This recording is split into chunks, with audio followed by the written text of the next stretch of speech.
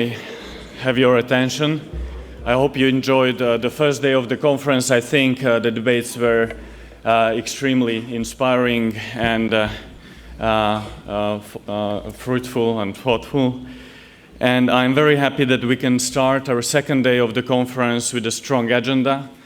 And I'm very happy and honored that I can welcome here the President of the Slovak Republic, Mr. Andrej Kiska. Please welcome him in the room.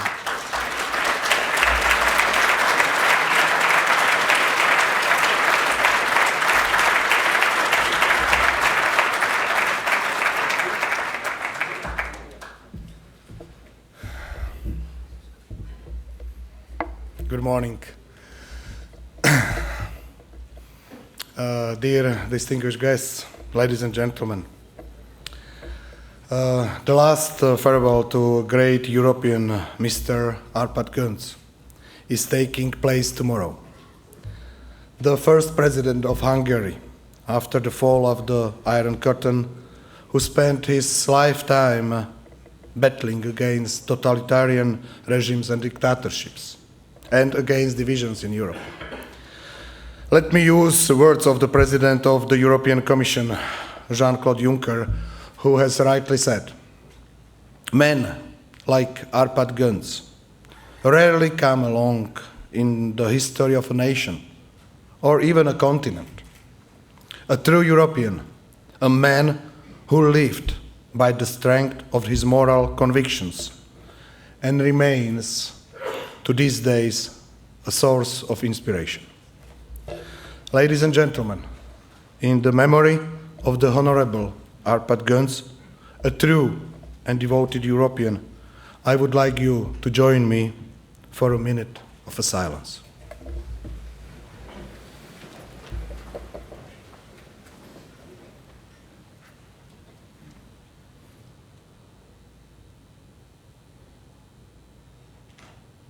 Thank you very much.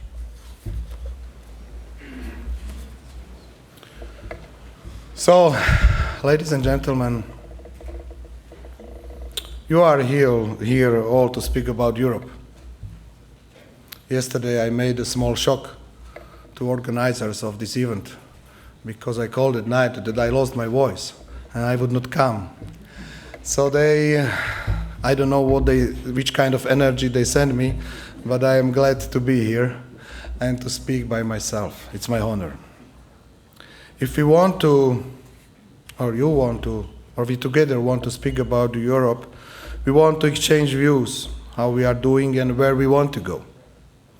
And the subtitle of this conference ambitiously states that we should discuss how to shape the future of the Europe. I have to say that at this time is not the question of how to shape the future of Europe that is being widely asked. Too often we hear a different question: how to save Europe and whether there is enough political will to do it. What we see these days is the return of political rhetoric which divides Europe into the West and the East, into the old and the new member states. And I am truly concerned about this rebirth of outclassed divisions in Europe. Because words always reflect the will. Words reflect the way of thinking. Words mobilize. And words also signal decisions and processes as their follow-up. Dangerous spirit of this language and revival of the ghost of the past cannot be underestimated. We need to ask, what has caused this dividing rhetoric to reappear? In Europe today, we struggle with many problems of a critical nature. Crisis has become a daily routine. Extraordinary meetings of heads of states and governments become somewhat ordinary. Greek financial crisis, Russian aggression towards Ukraine and previously toward Georgia. And certainly, migrant and refugee crisis, which is widely labeled as the biggest crisis of our time, even the most serious one since the end of the Second World War. And frankly speaking, the whole picture we are delivering not just to our own citizens, but also to the rest of the world. From the threat of losing comfortable, unrestricted Schengen traveling, warnings have sadly picked to fears that crisis will bring about nothing less than a collapse of the European social order and speed up the dissolution of our European project. Ladies and gentlemen, I do not underestimate the scope of this crisis. It really is some serious challenge. Humanitarian, security, economic, certainly also moral. It goes without saying that it cannot be handled by one or two countries. I do not underestimate the fact that we are unable to control the Schengen borders and the borders of the European Union. This is a serious problem for Europe.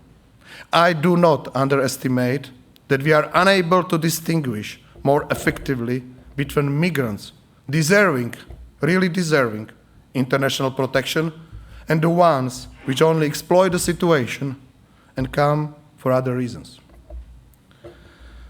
This is a serious challenge for Europe, in particular for several countries.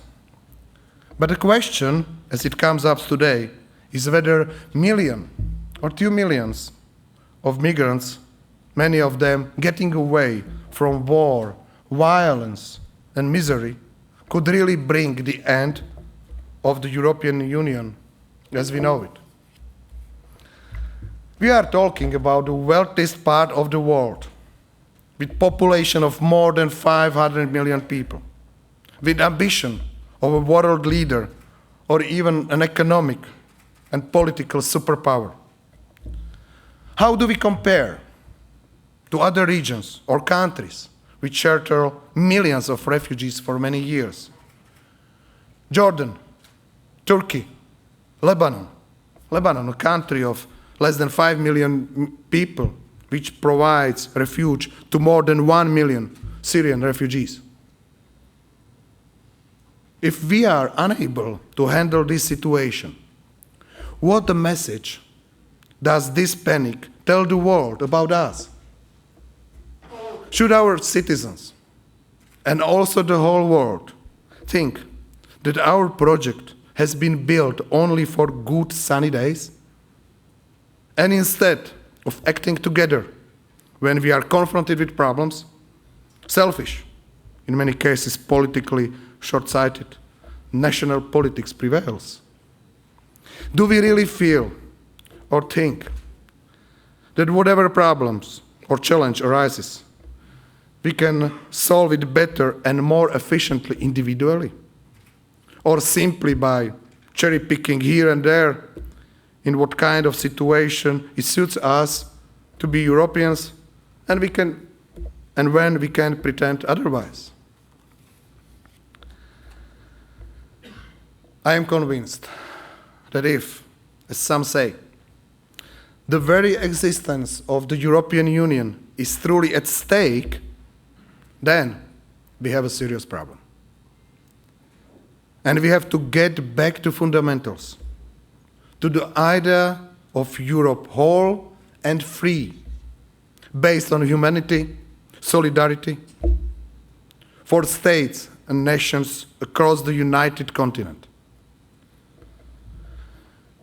Ladies and gentlemen, I believe in Europe of solidarity, responsibility, and humanity. I believe in its capacity to overcome this and other crises. The solution is certainly not in divisions. We need Europe that is united, because the strong and successful European Union is in finding solutions together. But we also need Europe, which is ready to take action, promptly and jointly. Through enlargement of the European Union, the countries of the East, of the former Soviet bloc, joined the West. We all worked hard for many years to overcome previous divisions. It took a great deal of political capital, huge effort to succeed in difficult reforms, together with a lot of resources to enable this integration on both sides of the destroyed Iron Curtain. All this aimed to achieve what was called Europe whole and free. And this principle of Europe whole and free must be essential also for us in our region called Central Europe. Let's please not forget about our moving and dangerous past. Thanks to reunification of Europe, potentially unstable region was pulled back to the West. And I am convinced that the founders of Visegrad cooperation had this in their mind too, while firmly believing that we will never allow dark past of divisions to return. It would be very unfortunate to forget about this European keystone of our regional development and cooperation. It would be unwise to abandon this vital and maybe the single most important force behind Visegrad 4 success. It would be against our strategic interest, against our common sense, to turn Central Europe into some troublemaking bloc inside the EU, allied by trivial, selfish, and short-sighted, blame it on Brussels, political agenda. That holds true for Slovakia itself. Strategical political course to establish our country firmly in the core of European integration has never been put into question, neither by governments nor by major political parties or majority of our citizens. But it has to be proven, especially in times of crisis. But both around the table in Brussels and at home, because the strong and successful European Union is our major national interest. We have all to lose if uncertainty prevails and pessimistic predictions are to happen. And this risk will remain present in case policies in individual countries will start to be guided by a principle of every man for himself. Because the idea of the Europe whole and free, needs a common effort. It cannot be cherished only on individual basis. Ladies and gentlemen, in few months, Slovakia will take over, for the first time in its history, the 6 months EU presidency. As I said in my recent address to the Slovak parliament, we have a chance to convince our partners that Slovakia's heart is sincerely on the side of common Europe and that our character is an important contribution to it.